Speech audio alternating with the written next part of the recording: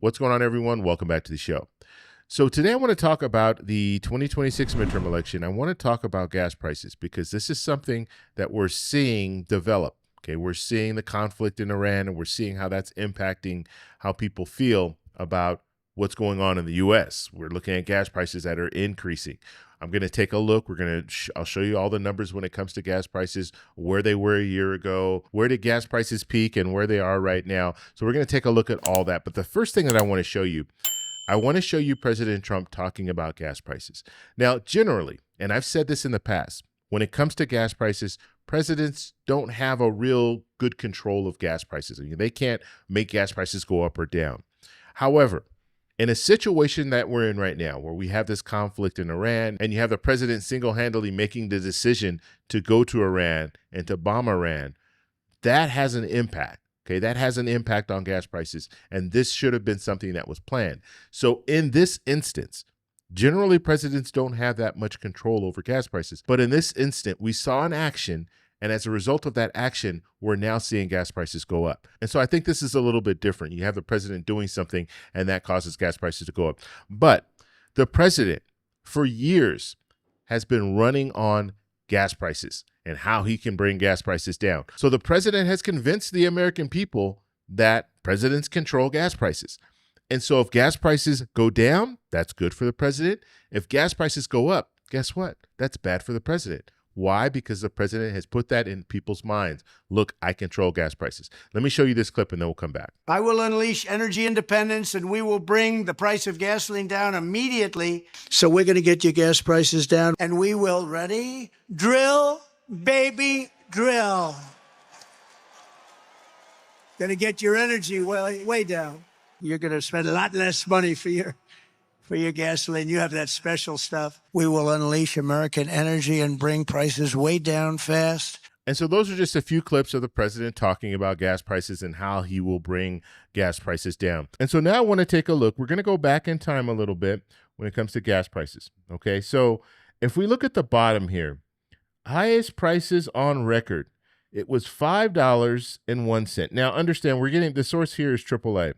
And there are different sources that are out there. So you're going to see different numbers, but generally they're about the same. So when we saw gas prices on average at its highest point, it was in June of 2022. Now in June of 2022, that's when we saw inflation hit its highest numbers. It was 9.1%. That was what CPI was. And so this increase in gas, that was a part of that. Now, there are a lot of people, like I said, when it comes to presidents, do they really control gas prices? In that situation, we were coming out of a pandemic. And so coming out of the pandemic, we had a shutdown. Things were frozen. And so, yes, that impacted a lot of different things when we started coming out of it and we started sending out stimulus checks and we had PPP funding and we had all this money going into the market and people were out there spending and spending and spending, and it was raising the prices. So we saw inflation as a result of that. Now, was that the president's fault? Realistically, we saw inflation all over the world. It wasn't just in the U.S. We saw inflation everywhere. And so you can say, well, no, it's Biden's fault because of, the inflation back then, and that's why gas prices were that high. You can say that, but you have to understand, just like I said when we first started this video, when it comes to presidents, they have little control over gas prices unless they do something like go to war with another country. Yes, that's going to impact things. And if the president decides to get in a conflict with another country, they have to be ready for the ramifications. And this is one of the ramifications that we're seeing right now. Okay, so let's go ahead and look at when President Trump took office. Gas prices on average, according to AAA, was $3.11. Okay, that was January of 2025. The lowest numbers, January of 2026, $2.81. Okay, the current price right now, and this is going to change. I mean, you understand it's fluid when it comes to gas prices. They go up and down, up and down. Right now, we've been seeing an increase. And as of March 2026, it's $3.63. So if we go back to January, $2.81, now we're at $3.63. That's what, 82 cents. And so an 82-cent increase, and that's just in the last couple of weeks. And that's why people are really upset, because just a couple of weeks ago, gas prices was at the mid-2s. Now we're looking at them in the mid-3s and on the way up. Now, I want to show you a post from President Trump, and this is on his Truth Social. It says the United States is the largest oil producer in the world by far.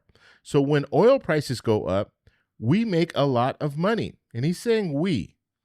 I don't know who he's referring to when he's saying we, but the American people, if you're paying more at the pump, you're not making a lot of money.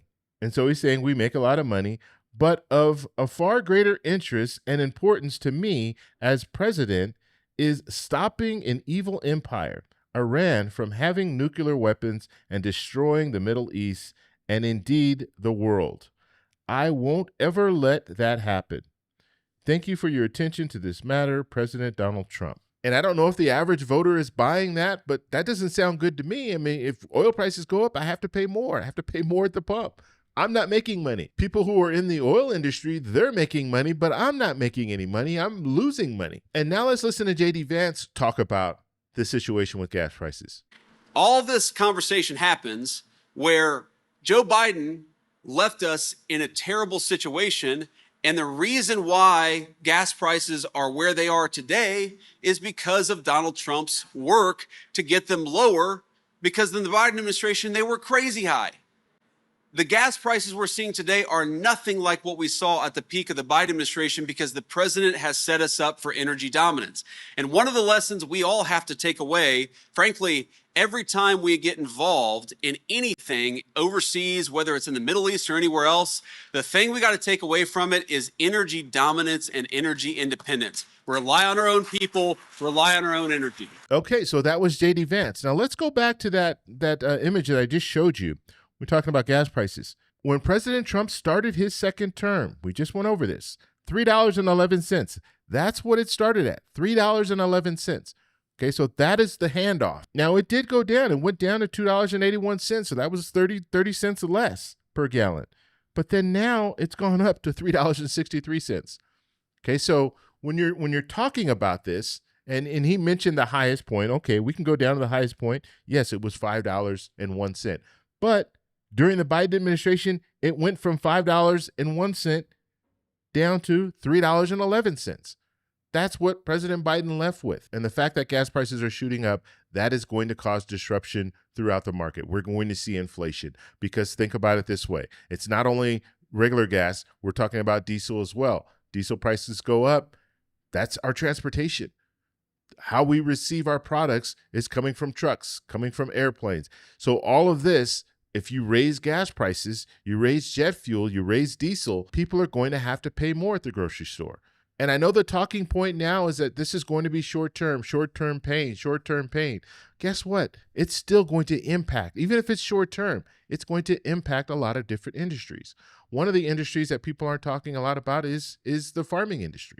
Because of fertilizer. We get some of our fertilizer from the Strait of Hormuz. If there's a disruption there, that is going to impact farmers, because they're not going to be able to get that fertilizer, or they're going to have to pay a lot more to get that fertilizer. So not only are farmers struggling as a result of soybean, rice, and all these different products that they're not able to sell anymore because of tariffs, but now we're looking at a situation where they might not even be able to grow crops, or it's going to cost them a lot more to grow those same crops. And so that's something else that we're going to have to keep an eye on. And so it's not just a situation with oil. We could also see a situation when it comes to fertilizer. So I want to know what you guys think about all this. Let me know in the comments below. If you like this video, please give me a thumbs up. Please subscribe for more, and I'll talk to you in the next one. Bye. So that's all we have for this video. Make sure if you guys want to send me an email, you can do that, david@thetecshow.com. Like the video, subscribe for more, and check out these videos over here for some more great content. Talk to you later. Bye.